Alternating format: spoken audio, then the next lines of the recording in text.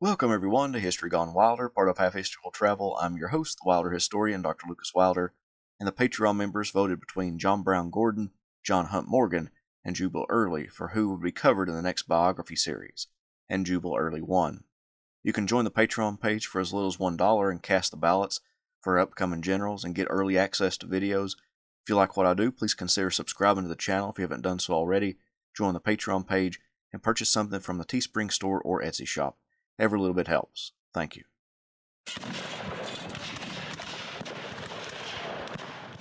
A traveler came to Rocky Mount in Franklin County, Virginia in the summer of 1862. Franklin County sits in the foothills of the Blue Ridge Mountains south of Roanoke, Virginia. This traveler met all types of characters on his journey to and through the town, but the most interesting character was at the tavern. Sitting in a comfortable chair regaling people around him with war stories was a man who possessed shoulders as stooped as those of a man far older, piercing dark eyes, thin grizzled hair and beard, a handsome sculpted nose, pursed lips, and thick-set jaws communicated determination and an appearance of profound self-confidence. The general habitually wore a large white slouch hat. In the field or in cool weather was a long white overcoat that fell dramatically to his heels, and with his admiring throng about him on the tavern porch, he said things about his superiors, civic and military, and their conduct of affairs, sufficient to have convicted him 100 times over before any court-martial. That general's name was Jubal Early.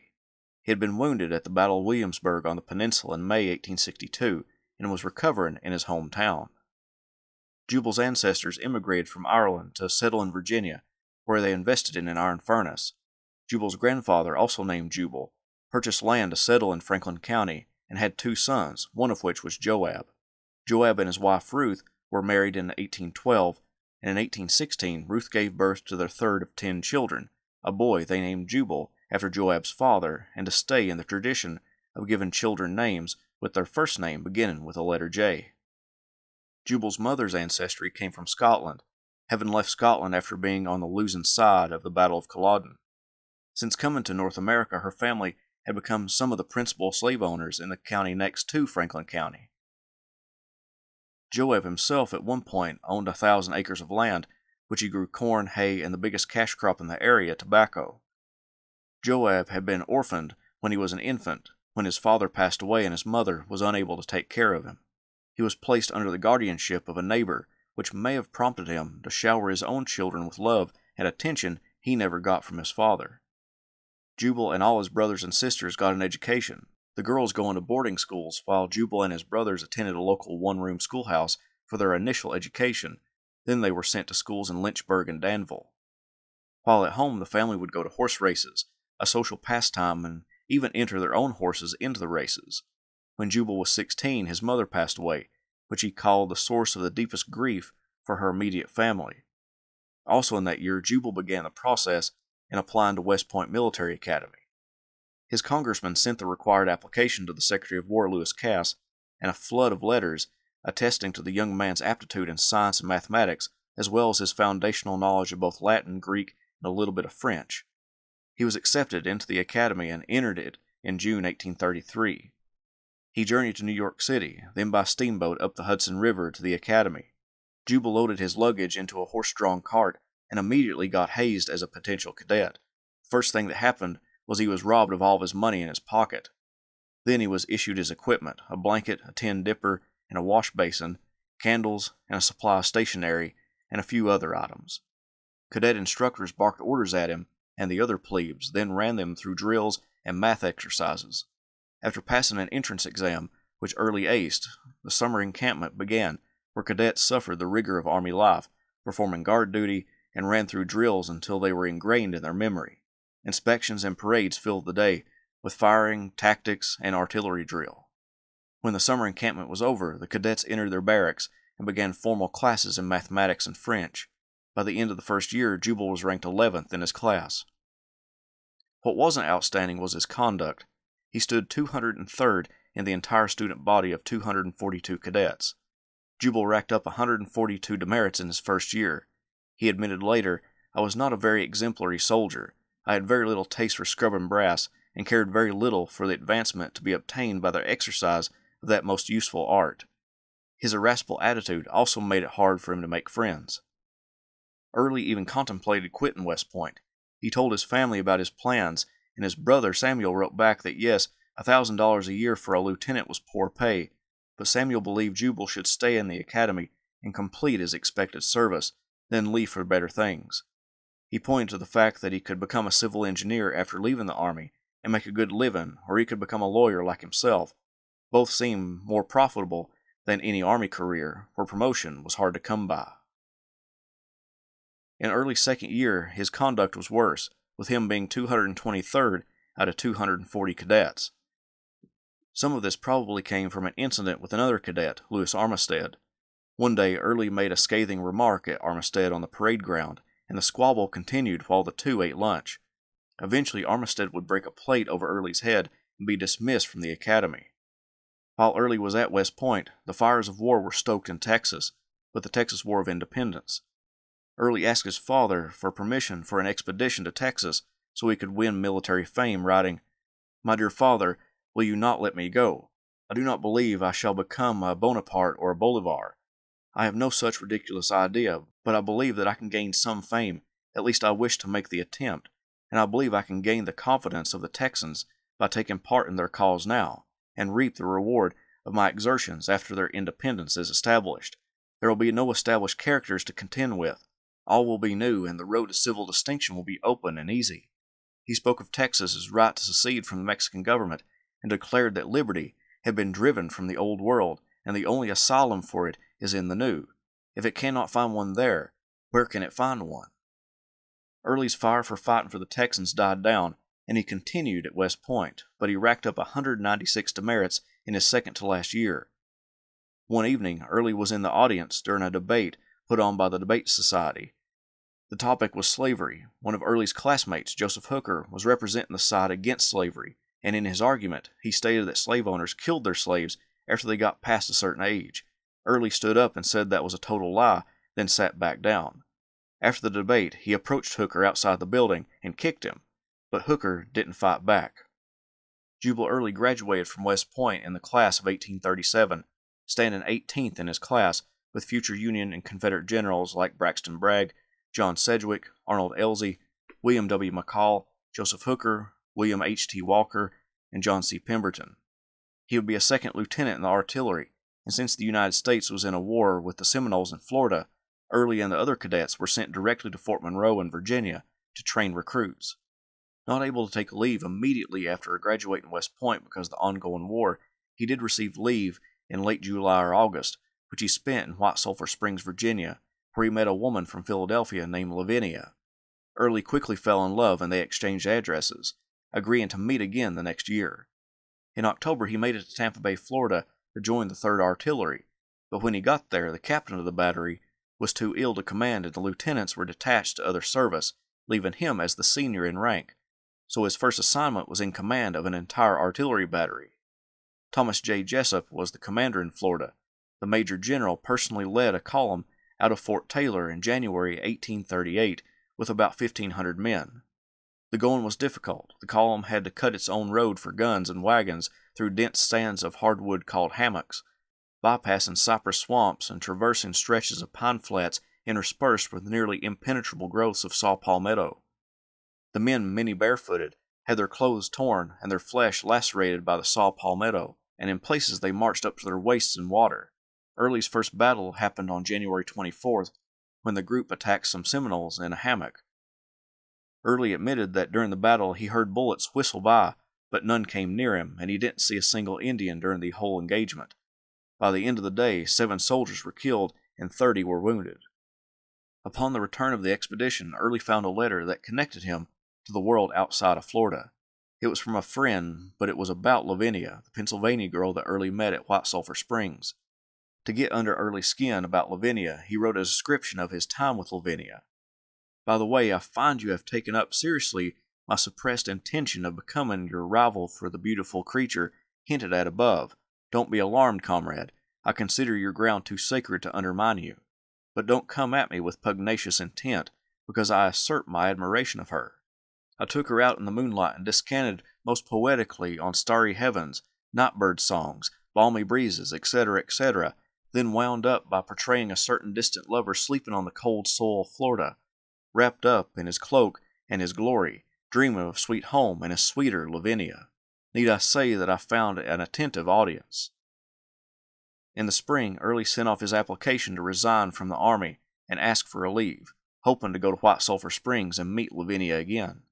When he got to Louisville, he read in a newspaper that he had been promoted to first lieutenant. Years later, he believed that had he been promoted before he had sent in his resignation papers, then he would have stayed in the Army. It was also on his journey while on leave that he found out that Lavinia had gotten married to someone else. Early officially left the Army and returned to Franklin County, and probably because of his brother Samuel's profession and guidance, decided to become a lawyer. He was 23 now and began this pursuit, but being a lawyer was not a road that would lead to great wealth, at least not initially. He studied and passed the bar, and as a junior law partner took on small cases, like small amounts of debt owed to people, and handled wills and deeds. It wasn't something that would make him a lot of money, and he didn't seem to care much. He kept poor records about who owed him money and how much, and he was more than helpful with poorer clients who couldn't provide much. Early himself admitted that he didn't have a talent for speaking and was never blessed with popular or captivating manners, and the consequence was that I was often misjudged and thought to be haughty and disdainful in my temperament. Like most lawyers, he wanted to run for office, which would increase his standing in society as well as might bring in more money through his practice. In 1841, he ran as a Whig and won one of Franklin County's seats in the Virginia House of Delegates.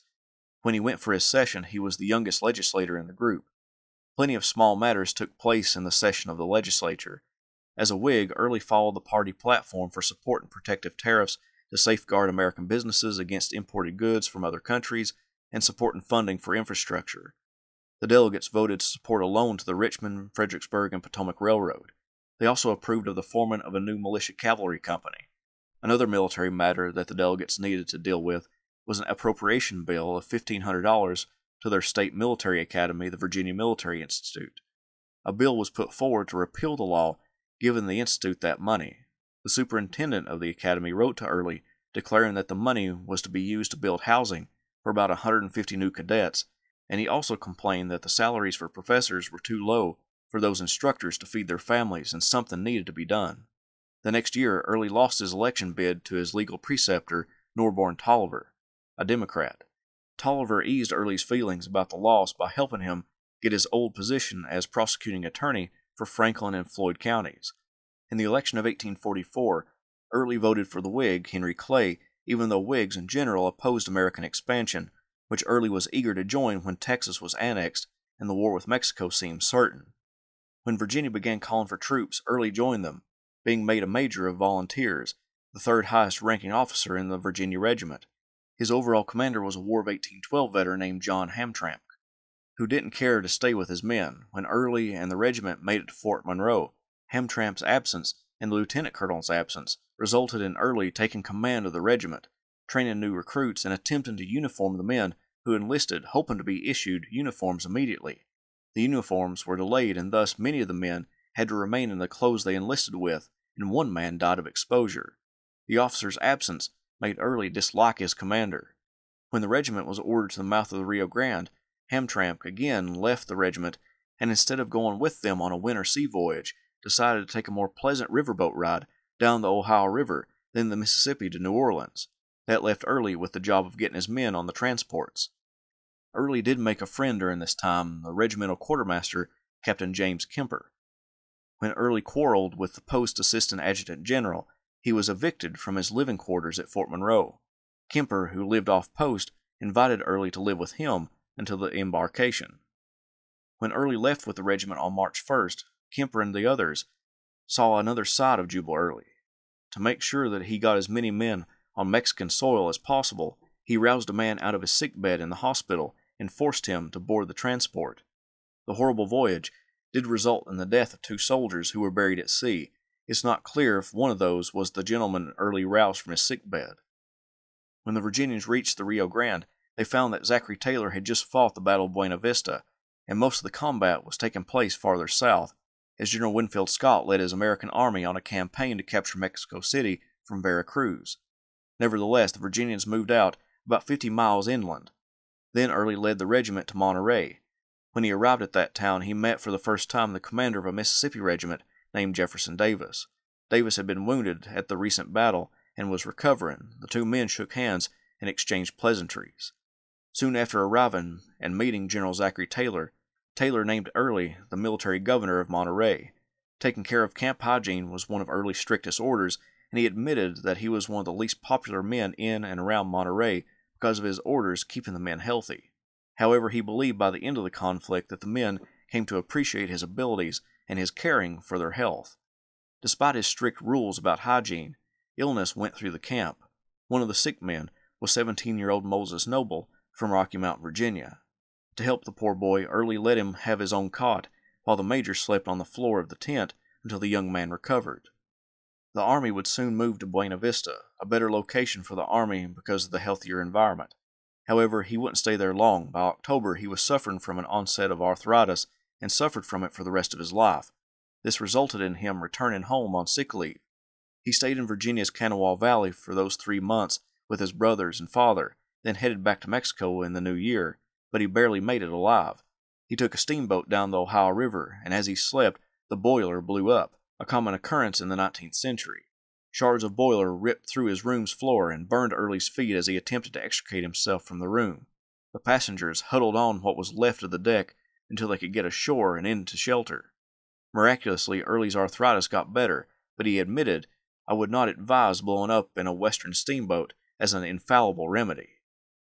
The Mexican War was over by the time he returned to Mexico, so he and his men boarded transports for their journey back to Fort Monroe. Then Early went back to Franklin County.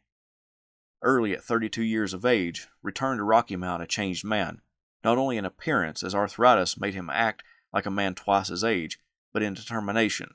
He owned a home just off Main Street, although he would spend many nights in a room in the local tavern. When he did go to his home on North Main, Julia McNeely, a 17-year-old girl, was waiting, with supper cooked. Although he never married Julia, she gave Early 4 children. Early was never ashamed of fathering the children out of wedlock. Quite the opposite. He gave all of them his last name, and he even named one Jubal after himself. One of Early's biographers attempted to explain the Virginian's mentality towards his unique arrangement. Self-preoccupied, vulnerable, and standoffish, Jubal suffered perhaps more than the usual bachelor's loneliness. He needed female companionship, but the bitter experience of rejection by the faithless Lavinia seems to have soured him on taking his chances with conventional wooing and wedding. On the other hand, an unconventional connection with a woman of lower social standing, implicit in her acceptance of the arrangement, gave his egocentric soul plenty of scope. It allowed him as much control as he would have had in marriage, and perhaps most important, it did not force him to commit himself emotionally as would a relationship with someone of his own class. What he had decided was right, he seemed to be declaring, and was therefore beyond criticism. The affair was nobody's business but his own. He wanted the world to see that he cared nothing for what most people thought of him. If there were busybodies and blue noses in town who did not like what he was doing, so much the worse for them. In 1851, Virginia ratified a new constitution which made prosecuting attorneys an electable position, not one by appointment, but Early won the election and remained the county's prosecuting attorney. In that role, in 1851, Early came to represent a woman in a suit against her husband. Cassandra Choice had been married, but her husband had passed away. In her household was a free black woman named Indiana, who stayed with her and helped her as a friend after Cassandra's husband's death. Cassandra then got married to a man named Gresham. Gresham began to claim Indiana and her 3 children as his slaves. Since their freedom wasn't documented and only vouched for by Cassandra's word, on behalf of Indiana, Cassandra took her husband to court to validate Indiana and her children's freedom. Early represented Cassandra and Indiana, validating her freedom, and they were awarded the damages of 1 cent. Although he fought for a black woman's freedom, this isn't an indication that he was anti-slavery. On the contrary, he supported the institution. In November 1860, Abraham Lincoln was elected President of the United States, infuriating many in the South, and by December, one state, South Carolina, left the Union. Secession conventions throughout the South led to Mississippi, Alabama, Georgia, Florida, Louisiana, and Texas to leave as well. Virginia called their own secession convention in February 1861. Jubal Early was elected as a pro-Union delegate from Franklin County, and the Unionists held a majority going into that convention.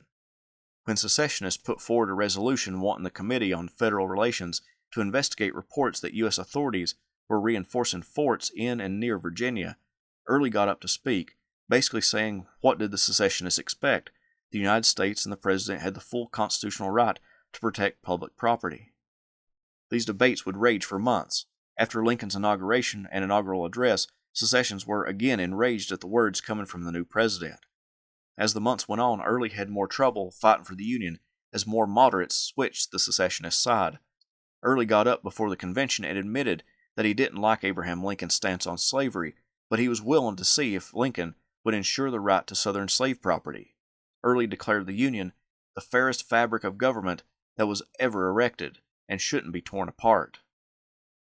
On April 12th, the day that Confederate forces fired on Fort Sumter, Early got up before the convention and addressed them on behalf of non-slaveholders of Virginia. So far, the secessionists advocated for secession because Lincoln and Northerners threatened the institution of slavery. Early stood up and reminded them that breaking away from the North would hurt them economically, both slaveholders and non-slaveholders. So to break away because of threats to slavery would do an injustice financially and economically to those who didn't own any. He stated, "But the object of my rising is to make some remarks with regard to an interest which is the peculiar interest of my section of the country. I mean the tobacco interest. In an agricultural and manufacturing point of view, if you were to take the remarks of the gentlemen from that section of the country who have spoken as indicating what is the real interest of that section upon this subject, you would suppose that all our interests lay to the South, that we had no interest upon this subject in any connection with the North or Northwest. Now, sir, I come from a tobacco-raising country. I come from a county in which not only the slaveholders, but the non-slaveholders also are engaged in raising tobacco. Gentlemen will pardon me for using the term non-slaveholder here upon this floor, but I desire to protect every interest in this Commonwealth. Gentlemen will excuse me for expressing the opinion that a man who does not own a slave is as good as the man who does own one, other things being equal. I do think, notwithstanding I may, in the opinion of some, subject myself to the charge of being unsound upon this subject, that the interests, the rights, and the feelings of the non-slaveholders of this Commonwealth ought to be regarded and respected, and not made entirely subordinate to the interests of slavery, but the rights and all the interests of all classes in the state, whether slaveholding or non-slaveholding, and of all portions of the state ought to be regarded and protected." The convention went into a secret session on April 16th, closing the doors to the public. During that moment, Henry Wise, the former governor of Virginia, rose and took out a pistol from his coat and laid it down before him. He began to speak in a denunciatory manner at the convention for not showing the support for secession that he felt they should demonstrate. Then he took a watch out of his pocket for added effect and declared that events were already in motion. Then Wise led the secessionist side in a declaration that they had organized forces poised at that moment to take over the arsenal at Harper's Ferry and the naval yard at Norfolk, Virginia. This caused the Unionists and their allies to lose their composure. On April 17th, the convention called for a vote to adopt a secession ordinance, severing the ties with the United States. The vote was 88 in favor and 55 opposed. Early was one of the 55. He stated that he found it exceedingly difficult to surrender the attachment of a lifetime to that Union which I had been accustomed to look upon, in the language of Washington, as the palladium of the political safety and prosperity of the country. Now the vote went to the people. By popular vote, the citizens of Virginia would vote for or against secession. They voted in favor of leaving the Union. Only then, as a member of the convention and agreeing to go with the majority, did Early sign the ordinance, even though he didn't agree with secession. Now that Virginia had left the Union, he put his entire support behind the state, saying, "As we are now engaged in this contest, all my wishes, all my desires, and all my energies of my hand and heart will be given to the cause of my state. Whether we have the right of secession or revolution, I want to see my state triumph." The state of Virginia gave him a colonelcy in the state's armed forces, but even though he joined his state after seceding, he still took jabs at open secessionists through the upcoming war. He had been a Union man, and he was determined to let everyone know it.